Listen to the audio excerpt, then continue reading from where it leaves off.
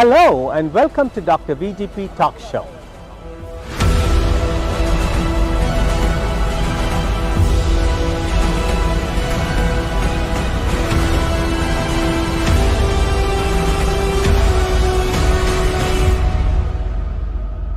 Hello and welcome to Dr. VGP Talk Show that reaches 42 million viewers worldwide, including 2 million across America. Today, the buzzword is artificial intelligence. Artificial intelligence, robotics, space science, Tesla with Elon Musk, Microsoft's ChatGPT. In this episode of Dr. VGP Talk Show, we're going to bring you a pioneer, a pacemaker, a trendsetter who started his career in the United States as a political refugee from Tehran, Iran. And today, he is an accomplished pioneer, founder, and CEO of the World Brain Mapping Foundation. He is also the current chairman of the Society of Brain Mapping and Therapeutics. Dr. Babak Kateb is an Iranian-American who is revolutionizing and trying to bring regulation in the United States Congress for artificial intelligence. His zest and quest is to try to find how United States and the rest of the world can spend less dollars on treating neurological disorders like Alzheimer's, brain cancer, and autism. Do you know that it takes $1.5 trillion for the United States of America to treat neurological disorders and diseases of the brain, out of which $250 billion are spent on Alzheimer's?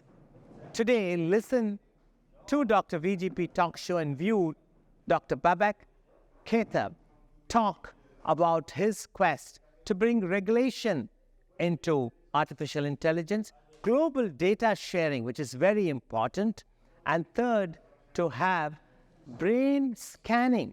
You have different organs, but nobody is having brain scanning as a preventive diagnostic tool to identify early onset of mental health illnesses, and of course, bringing out a global consortium.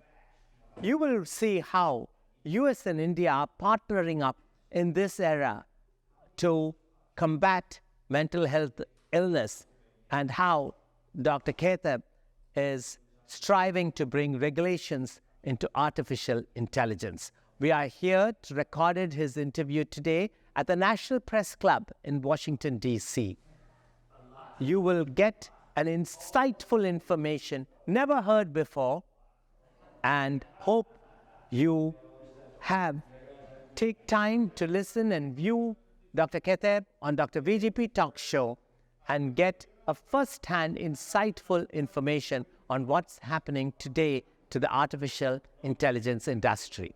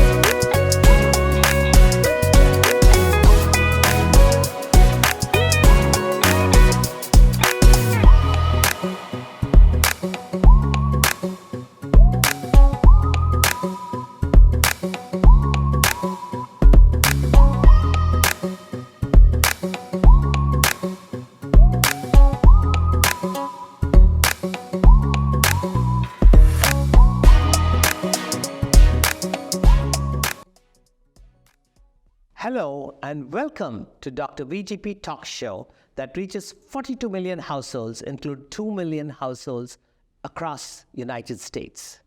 We are here at the National Press Club, Washington, D.C. Our guest today is Dr. Babak Kateb, an Iranian-American physician, neuroscientist, the founder and CEO of the World Brain Mapping Foundation, and the current chairman of the Society for Brain Mapping and Therapeutics.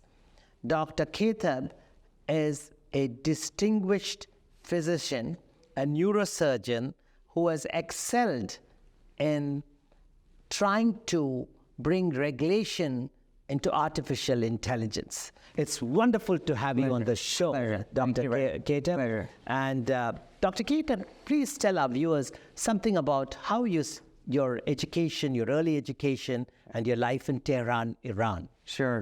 Thank you very much, Dr. VJ, for having me here. Just a slight correction that I consider myself as a neuroscientist and neurotech entrepreneur. I think I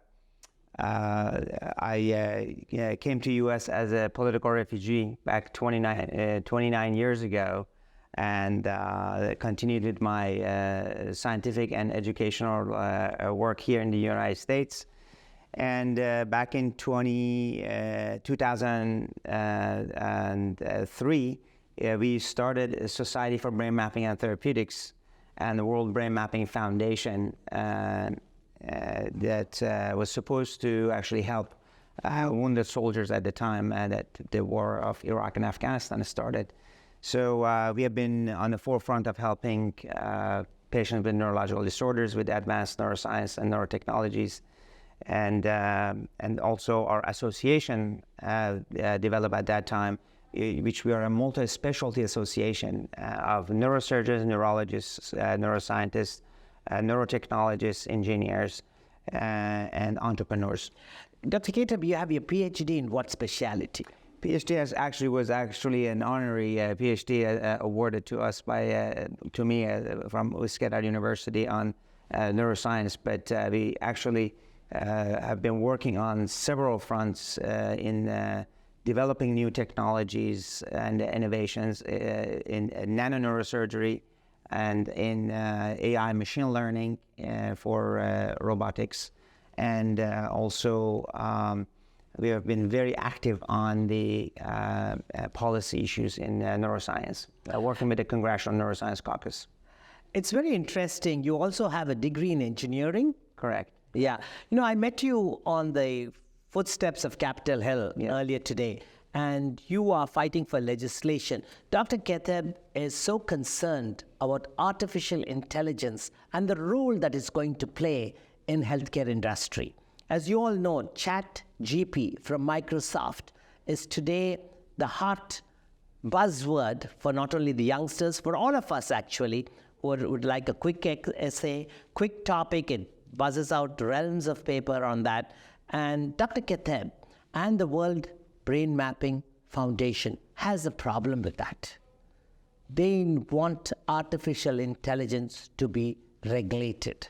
Correct. Please give us an insight on that. So it's interesting that today Microsoft had a forum, and I attended that forum about AI, machine learning, and regulating AI.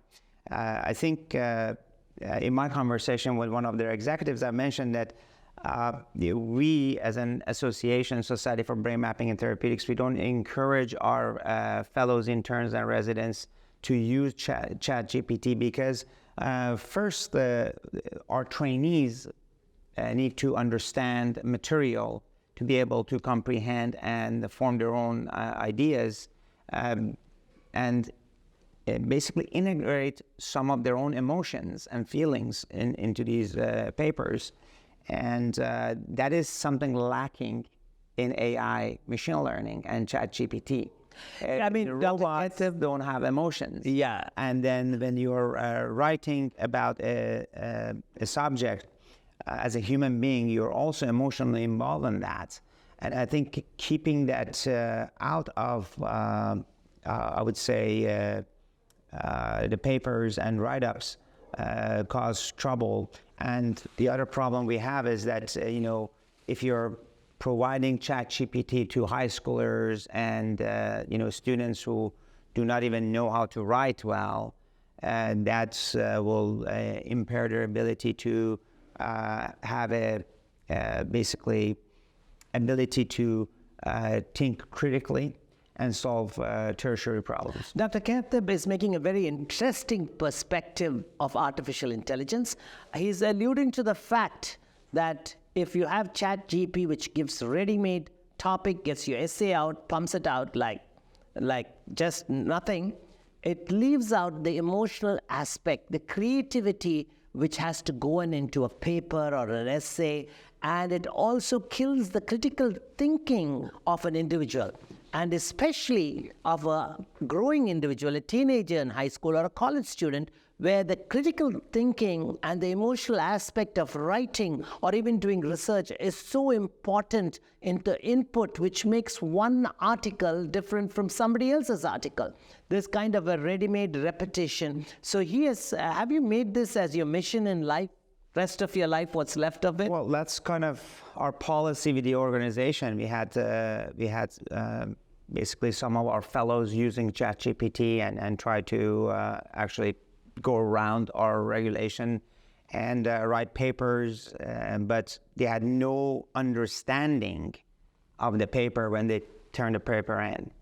So the paper is written, their name is on it, but they have no comprehension. So as the chairman, Dr. Kateb, as the chairman of the Society for Brain Mapping and Therapeutics, he's making a role to make sure the US Congress issues regulations on artificial intelligence. So they don't have a free rein. Robotic surgery right now is unregulated. You could go on with ChatGPT is also unregulated. What are the other stuff which are unregulated now, and what are you fighting for regulations to be put in place? So, I think well, let me say that first, we are for integration of a lot of technologies into healthcare. Mixed reality, AI, predictive modeling, and based on my own training in electrical engineering, I see a lot of technologies from electrical engineering, space, aerospace, aeronautic engineering can come to medicine. And I was a visiting scientist at NASA JPL for 15 years until 2020.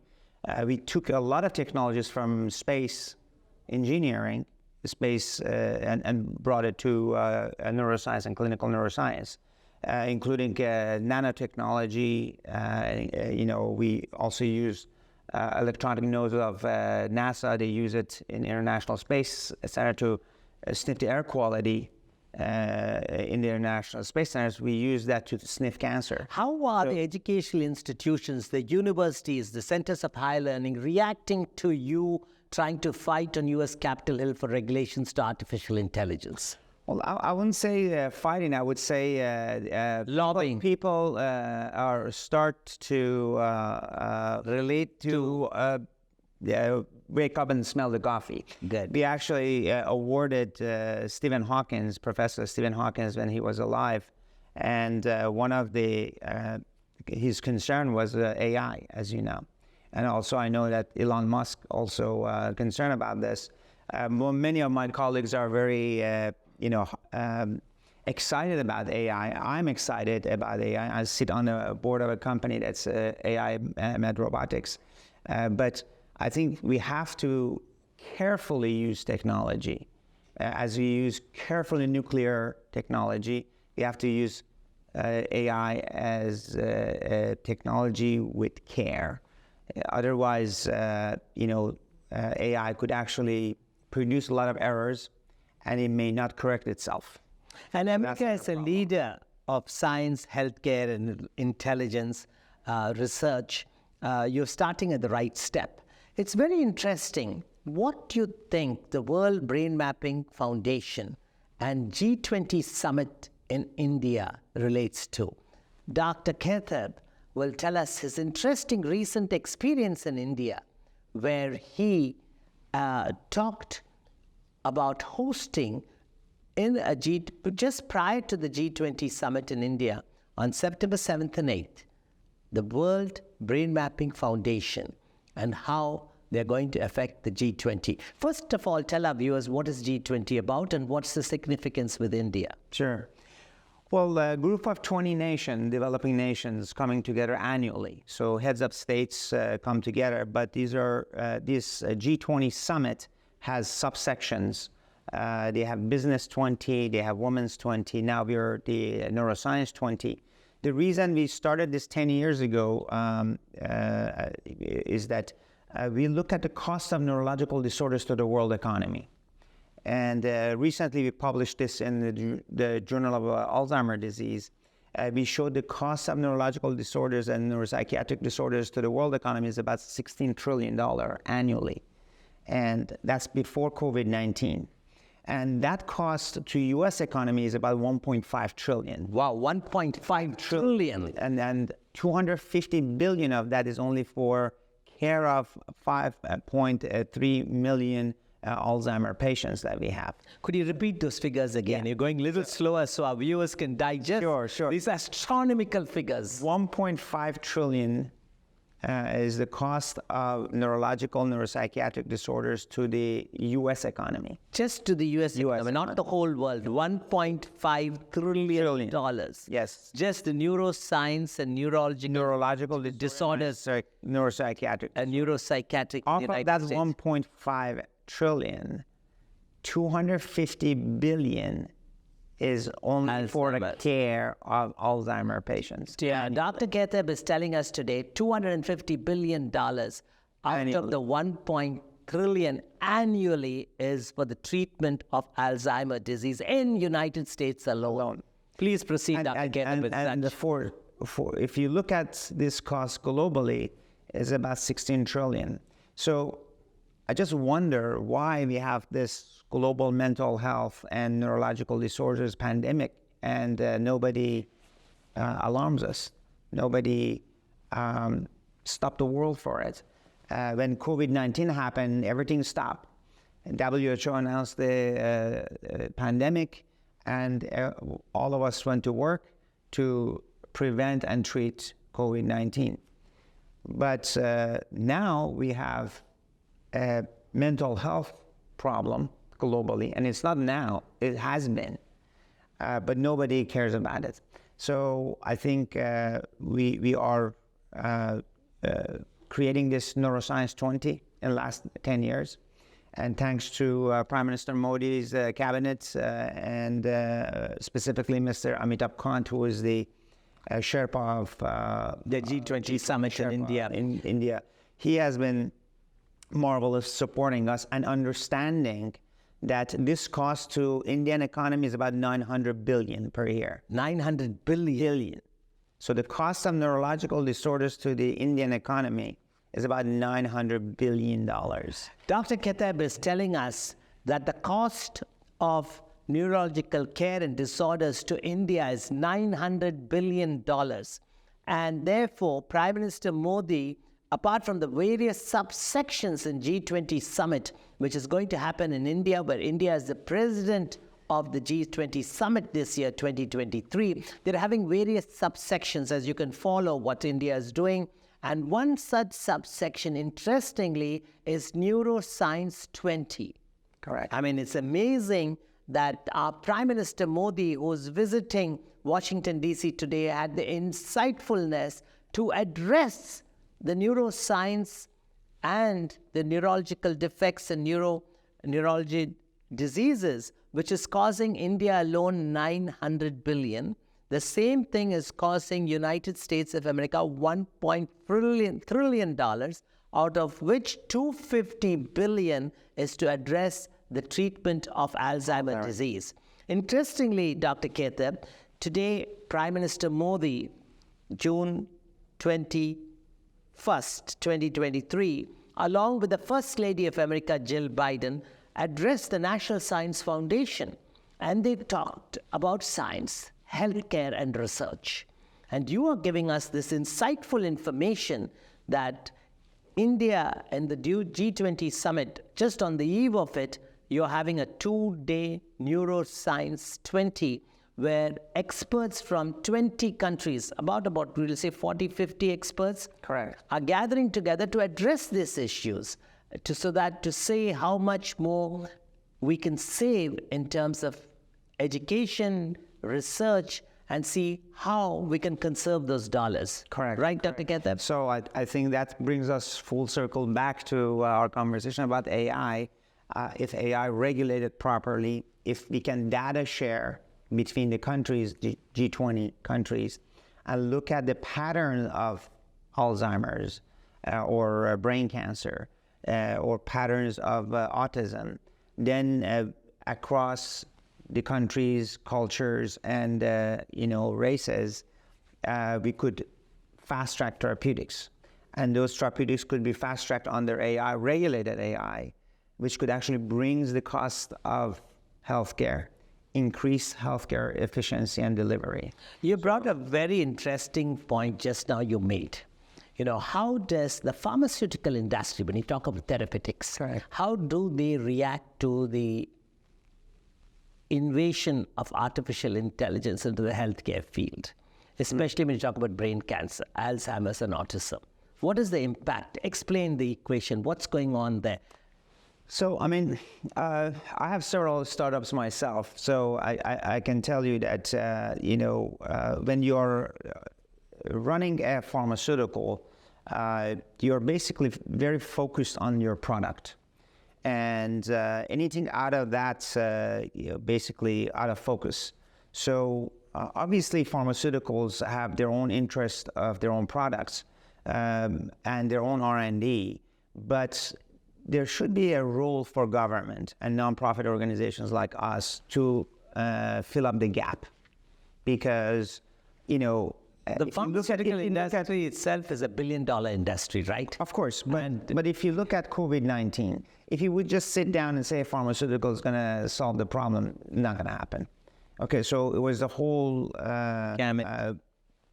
support of the government across different sections of the government that basically created the Operation Warp Speed and basically fast-track therapeutics. So I think what we are saying, why don't we have Operation Warp Speed for neurological disorders? Why don't we announce neurological disorders as a pandemic? Why don't we treat psychological disorders and mental disorders as a pandemic? So interestingly enough, Dr. Kateb, you'll be in 2030, the public health pundits and experts in the United States say that will be the number one issue or problem in the United States of America, mental health. Correct. And you always talk about mental health. We are 7 years away from that. And what you have shared is so insightful. We were all excited about artificial intelligence, robotic surgery, all this thing happening at the same time. We never paused to think an unregulated artificial intelligence would run havoc. Like you rightly said, a classic example is ChatGPT. It kills creativity. It kills the critical thinking capacity. It creates the emotional quotient which goes into writing any piece. And once it's written, if you ask the student what's in it, they would not be able. They may memorize that, but when you're writing a paper, you read other papers, you comprehend the underlying factors that those papers are written, then you get the concept and you get the meaning and the guidelines behind what these papers are written about. And then you understand and comprehend issues around it. So if a ChatGPT does a paper for you, at the same time cuts you off from tertiary thinking and understanding those underlying issues. You're absolutely right. Yeah. Dr. Kateb, what will the G20 Neuroscience 20 address? Are you going to address these issues, come up with recommendations for the 20 nations? What's the first step? I think you got me thinking here, as a great colleague to include this AI discussion, which we had a section on neurotech innovation technology But definitely we will have this conversation, and of course you'll be there with us in New Delhi in our panel. And I think the issue of regulation of AI in healthcare will be a priority. The issue of creating a global neuroscience 20 in terms of sharing data. If you ask from President Biden, number one complaint he has about the healthcare and doctors is that they don't share data. Yeah. The system is not incentivized for sharing data, so we really have to break that.